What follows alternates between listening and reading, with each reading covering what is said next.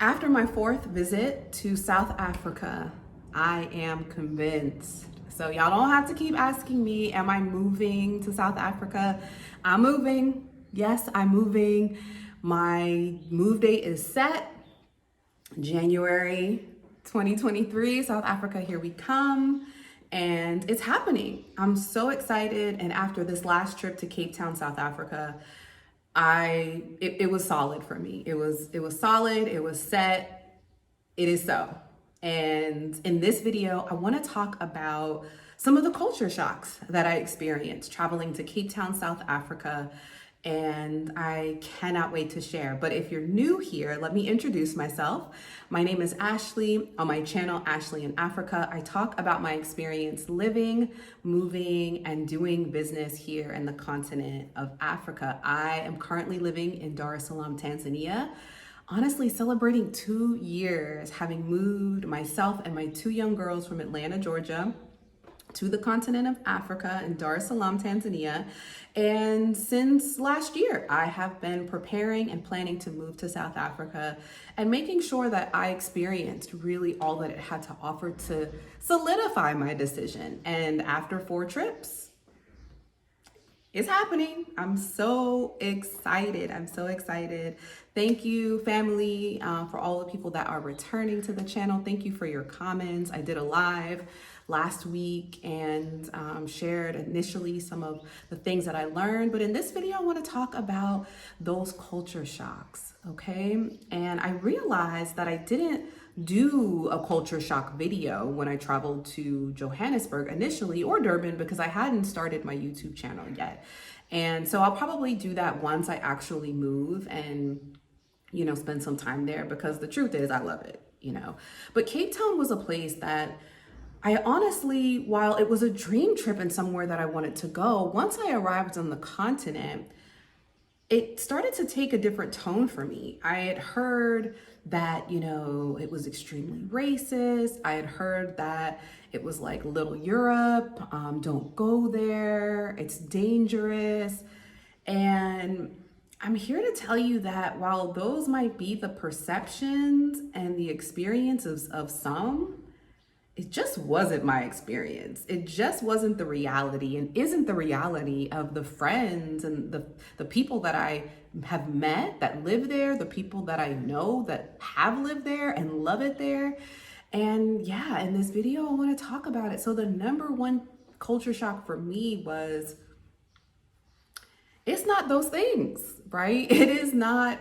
I did not have one racist experience, an experience of racism, not one. I did not at one moment ever feel unsafe. I traveled to several different cities.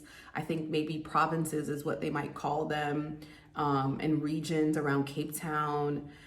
You know, I never felt unsafe. At night, went to an area, I can't think of the name, I can't remember, but I'll link it below. I'll link it below in the comments to follow up. Went out at night, walked the streets, saw some shenanigans, you know, people just kind of doing their thing, but it wasn't, I didn't feel unsafe at any point. And having have lived in some of the most violent cities in America, including Atlanta, Georgia, New York, Boston, Massachusetts, Miami, Florida. Yeah, like not once did I ever feel the sense of tenseness. And the person that I was with also was not concerned. Like, having had lived in Cape Town for 11 years, there was no like fear. And that was the biggest thing. I probably mentioned it daily. Like, this place is beautiful. How can it be the most dangerous place on earth? How so? Like, I don't see it. And while there is poverty, there is concentrations of violence, it's not this ravaged place of violence and poverty. In fact, it is the opposite. The second culture shock for me was the amount of luxury that I experienced and laid eyes on while I was in Cape Town. Guys, y'all, it is opulence. It is grandeur. It is regal. It is luxury on luxury. It is giving rich wealth, high concentrations of it. And so in doing my research, I recognized that Cape Town actually has the highest concentration of foreign wealth of the the North American continent, European continent, and the Asian continent, and possibly the South African continent, growing amount outside of their own continent, right? So communities of people from these continents, the highest concentration of wealth exists in Cape Town from these continents. That type of wealth, that type of luxury is happening in Cape Town, South Africa. And so the two can't exist, right? Now, please, we can talk all day about why this is propaganda that is spewed at us constantly. For me, it felt like, again, something that was deterring me from traveling there. And when I tell you what I experienced, just it opened my eyes in a bigger way, and it has put me in a position to constantly maybe question the things that you hear from other people, the fears that are projected onto you. That was real for me. It was a moment where I recognized, like, oh wow, you really have to live and experience life for yourself without depending upon the opinion or the perception of other people, because people don't know what they're talking about oftentimes. And take my word for a grain of salt, right? Because this was my experience, and I recognize that my experience won't be everybody's experience, but my experience was fabulous, and that's what I share on this channel as my experience living, moving, and doing business. And so I think the next culture shock for me was sitting around at a restaurant with some friends, all from Cape Town, actually all from Durban, KwaZulu-Natal, so not Durban, all from KZN. I think one was from Johannesburg, Black South Africans. And the conversations, the dialogue about geopolitical current events, the dialogue about world travel, the dialogue about education, and just it's the conversations that are just not had, right? Like, I have some really smart friends. I have some friends that have graduated from Harvard, Princeton, Yale, UPenn, have studied abroad, and we don't have them conversations. So I felt very humbled in that moment. I felt very heartwarmed, because, the perception that we get in the West, again, is that Africans, just aren't as educated or aren't as advanced. And it makes sense, right? Because when they often do migrate to the US, from my experience, right, I can't speak of Canada and the UK, but they do very well because there's an exceptional attitude of excellence that I feel is very common, right? Is it everyone? Is it all?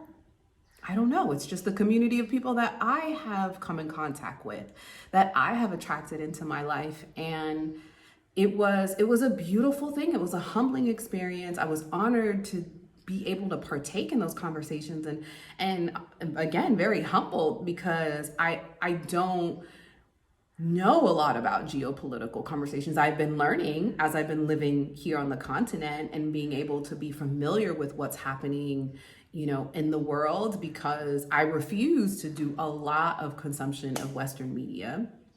But it's something that I'm learning, and the histories of these countries that I've fallen in love with, I'm a novice, right? I'm a fetus in learning these things, but to be in community with such intellectually knowledgeable, academically advanced professionals that are doing it in their business. They are leaders in their community. They're leaders in their careers and their families. Like, yeah, it was in fact a culture shock. And I was honored, I was honored to have that experience. And again, just blown away. I think the last and probably least important culture shock was that English was spoken everywhere. And so while I've learned in my travels to South Africa that there are over 11 languages, 11 nationally recognized languages, but over 11 spoken in the country of South Africa, English being one of them as a nationally recognized language, English was spoken everywhere. And so my companion that I was traveling with speaks, I think, about 8 languages. He greeted everyone for the most part in Xhosa or Zulu, and then persisted, in the conversation in English, I think for my comfort. But again, just like the ability to understand and recognize who speaks what is something that hopefully I'll pick up and I'll learn. But yeah, English was really spoken everywhere. And that was comforting, also provided less of a culture shock. I think especially living currently in Dar es Salaam, Tanzania, where you're rolling the dice on if people can speak English. Most people don't speak English. So having to adapt and knowing, having to just really for a level of comfort in your existence in the country, knowing, enough to get by is important, where in Cape Town, it just wasn't, it wasn't necessary. So those were the immediate culture shocks that come to mind. I absolutely had the most fabulous time. I cannot wait to return very soon. It is a place that everybody in the world should experience, but don't come there with the nonsense. Come there with an open mind. I've created a personal itinerary, all of the places that I stayed, the places that I recommend for dining, spa experiences, even wine estates. I'm linking it below for you to have access to it. You can find it on ashleyinafrika.com /travel itineraries. The link is in the bio, in the description below. If you have an interest in visiting, traveling, even relocating yourself and your family abroad, I'd love to work with you, connect you with my personal resources. You can find time on my calendar. That link is in the description as well. I can't wait to work with you. And if you found this video valuable, please like it and share it with someone who would find value in it as well. And until the next video, I'll see you soon.